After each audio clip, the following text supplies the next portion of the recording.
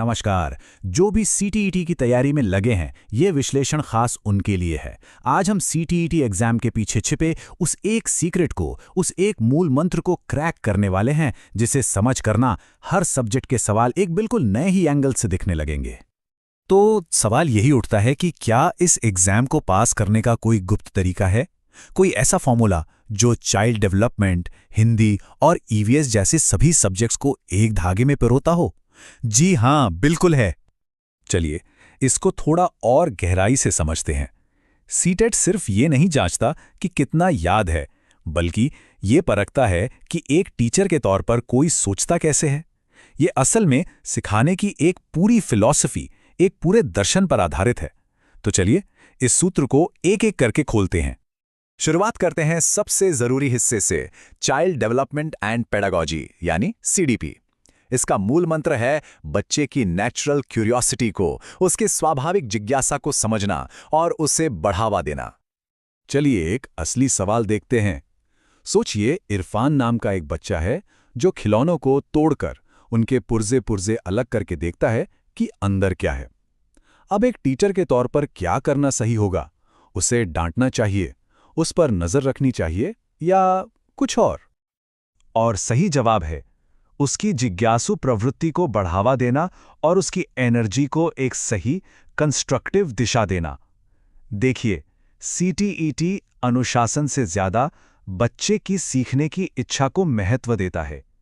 इरफान यहां कोई शरारत नहीं कर रहा है, वह तो असल में खोज कर रहा है। तो हमें पहला सुराग मिल गया। एक अच्छा टीचर वो है जो बच्चे की नेचुरल उत्सुकता को समझता है और उसे डांटने की बजाय सीखने के एक मौके में बदल देता है। ये इस एग्जाम का कह सकते हैं पहला स्तंभ है। सीडीपी का एक और महत्वपूर्ण पहलू इस कथन में छिपा है, जो सीधे एक क्वेश्चन पेपर से लिया गया है। यह हमें एक बहुत ही जरूरी सिद्धांत की ओर ले जाता है। ये सिद्धांत है वैयक्तिक विभिन्नता का। इसका सीधा सा मतलब है कि हर बच्चा अपने आप में खास है, यूनिक है, और एक अच्छा स्कूल, जैसा कि स्रोत में बताया गया है, वही है जो इस बात को समझता है और सबके लिए एक प्रोग्रेसिव और प्रेरणा देने वाला माहौल बनाता है।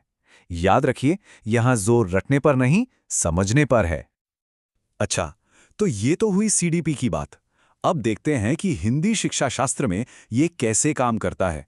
क्या वही मूल मंत्र यहां भी लागू होता है? अरे बिल्कुल, यहां का सूत्र है नियमों से ज्यादा अर्थ पर, मीनिंग पर ध्यान देना। एक और उदाहरण देखते हैं। सवाल है कि पढ़ने की शुरुआत कहां से होनी चाहिए और उसका एक खास मकसद होना चाहिए। ऑप्शन है अक्षर, शब्द, वाक्य या फिर अर्थ। और इसका सही जवाब है अर्थ। मतलब सबसे जरूरी बात यह है कि भाषा का उद्देश्य सिर्फ क ख ग रटना नहीं है, बल्कि किसी उद्देश्य के लिए उसके मीनिंग को, उसके अर्थ को समझना है। यह पारंपरिक सोच से एक बहुत बड़ा बदलाव है ना? ये स्लाइड इस फर्क को बहुत अच्छे से दिखाती है। एक तरफ है वो पुराना तरीका जो नियमों और व्याकरण को रटने पर जोर देता था, लेकिन सीटीईटी जिस आधुनिक सोच को परखता है वो दूसरी तरफ है, उद्देश्यपूर्ण संचार। मतलब अलग अलग मकसद के लिए लिखना और कही या लिखी गई बात को क्रिटिकली एनालाइज करना। तो यहां भी वही मूल मंत्र काम कर रहा है। बच्चे को भाषा का एक एक्टिव यूजर बनाना है, जो नियमों का गुलाम नहीं बल्कि उनका मालिक हो और अपने विचारों को एक्सप्रेस करने के लिए भाषा का इस्तेमाल करे। और अब हम पहुंचते हैं अपने आखिरी पड़ाव पर, पर्यावरण अध्ययन यानी ईवीएस। और आप अंदाजा लगा ही सकते हैं कि वही सूत्र यहां भी चमकता है। यहां का मंत्र है ऑब्जर्वेशन और डिस्कवरी के जरिए सीखना।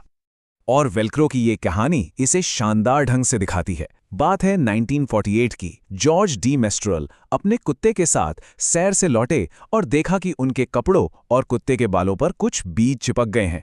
लेकिन उन्होंने बस उन्हें फेंक नहीं दिया, उनकी जिज्ञासा जागी। उन्होंने उसे माइक्रोस्कोप के नीचे देखा और पाया कि बीजों में छोटे छोटे हुक थे। और बस प्रकृति के इसी ऑब्जर्वेशन से वेल्क्रो का आविष्कार हो गया।